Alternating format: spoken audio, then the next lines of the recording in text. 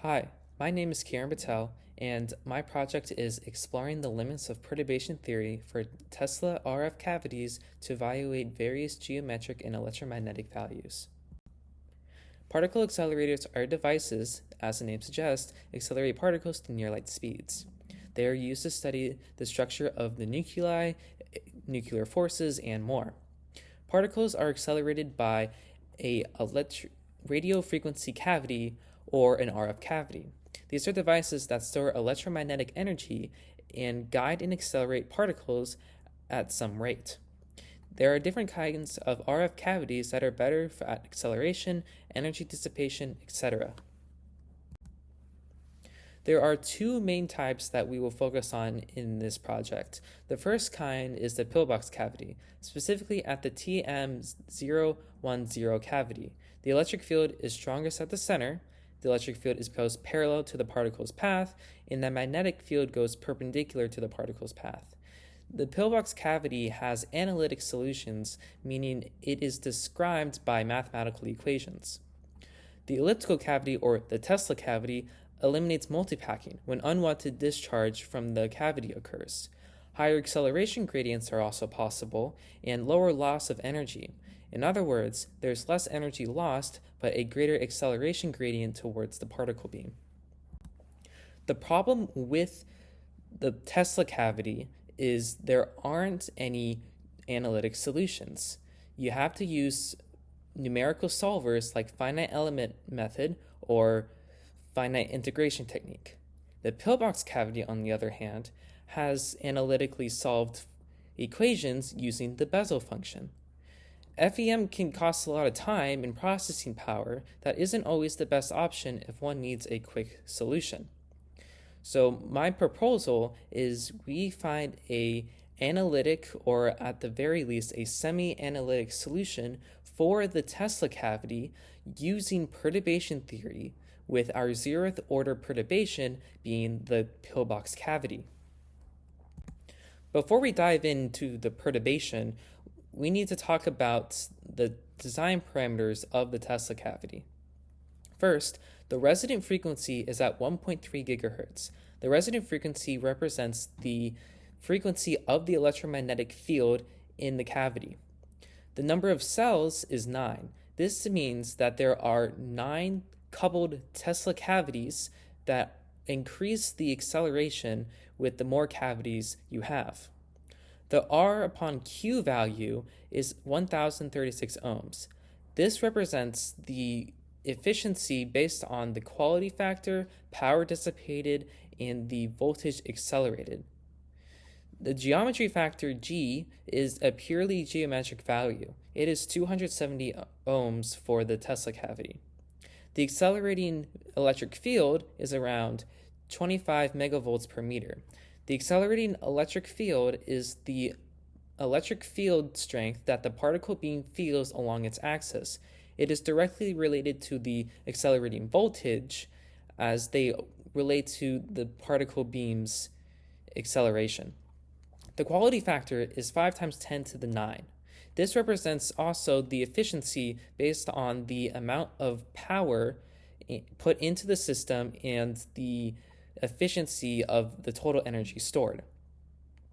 RS is the surface resistance of the cavity. It represents how much energy can be lost due to the magnetic field and wall losses and other types of energy loss. For the Tesla cavity, it is 54 nano ohms.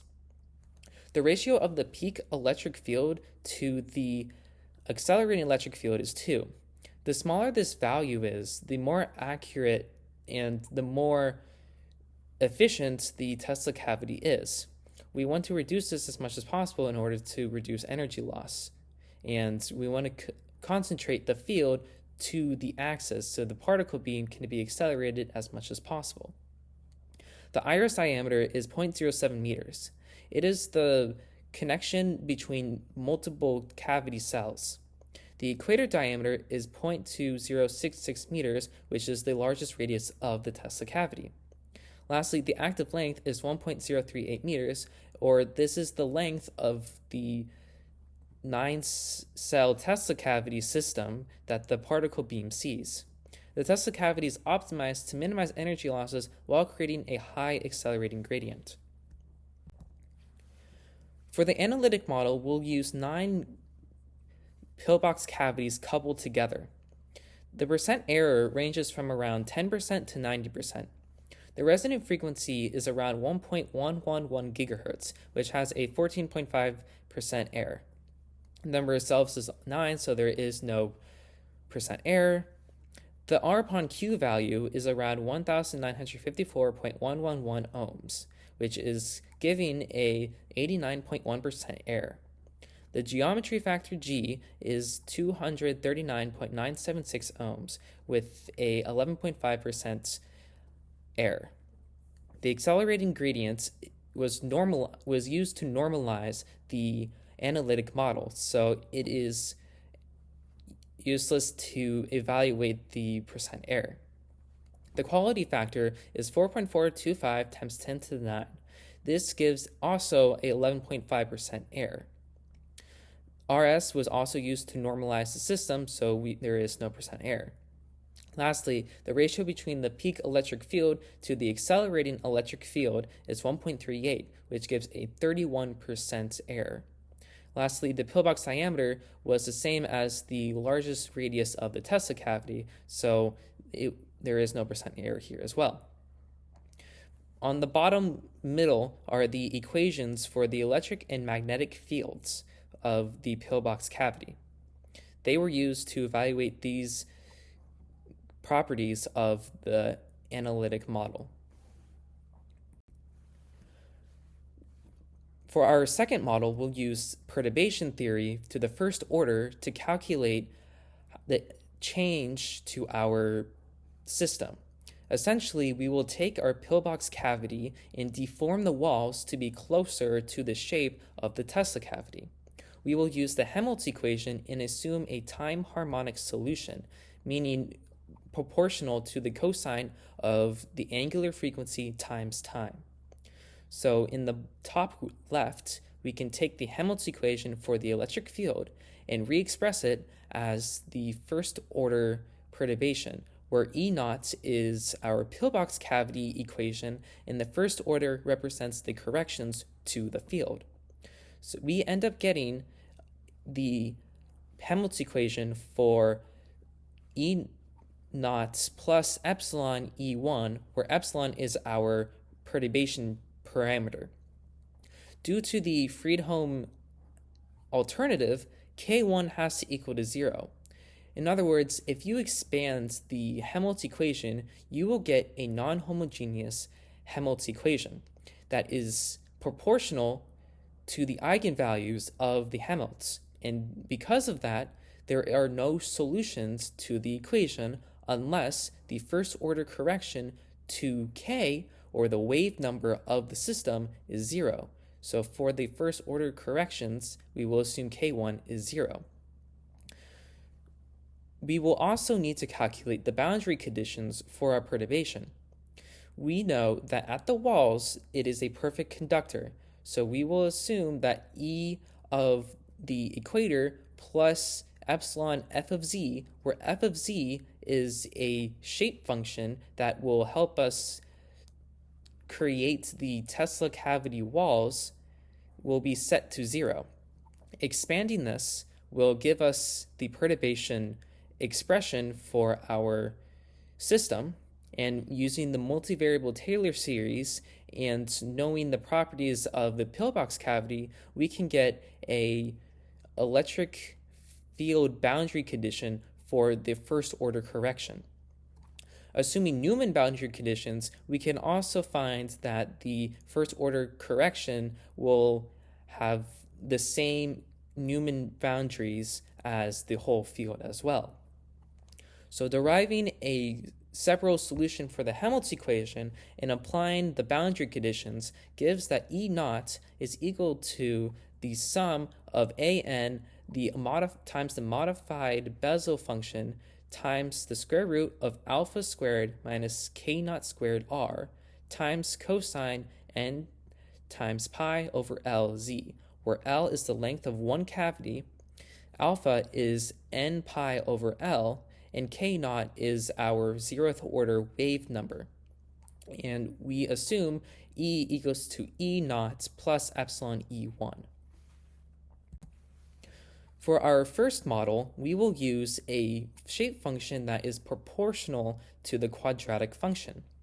The resonant frequency of the system gave 1.305 gigahertz, which gave a 0.38% error.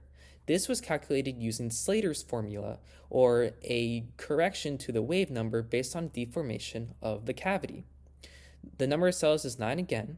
The R upon Q value decreased in percent error, going from around 90% to 37%, and we get 1,419.003 ohms. The geometry factor and the quality factor, on the other hand, increased significantly in percent error to around 78%. Lastly, the peak electric field to the accelerating field is now 1.591, which decreased to 20.5% error.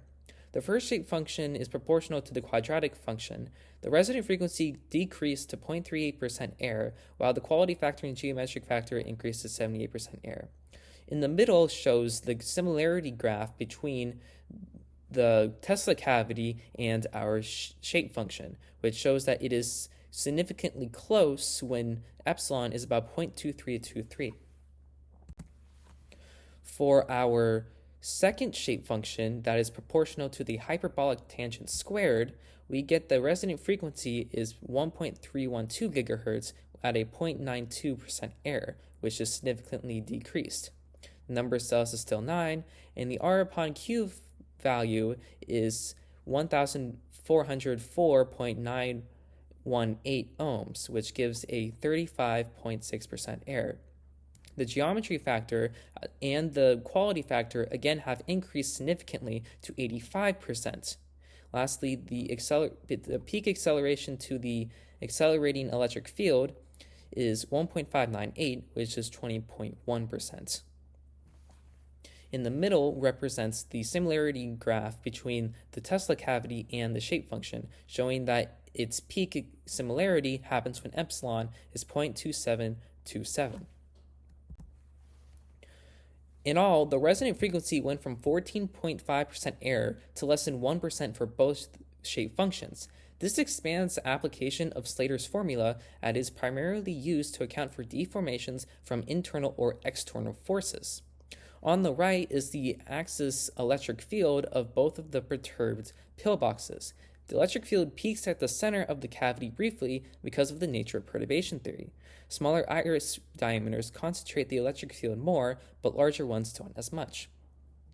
Overall, for future works, developing a method to account for the higher power dissipation would greatly increase the accuracy of the electromagnetic field calculations. This greatly affected the geometric and quality factors, as the power dissipation was severely underestimated, and it is proportional to the geometric and quality factor, making it significant to those values. Another method that could be implemented is a hybrid of finite element method or finite integration technique and perturbation theory to decrease the number of mesh elements. This would make things quicker with less mesh elements, and it would make it as accurate still. Thank you.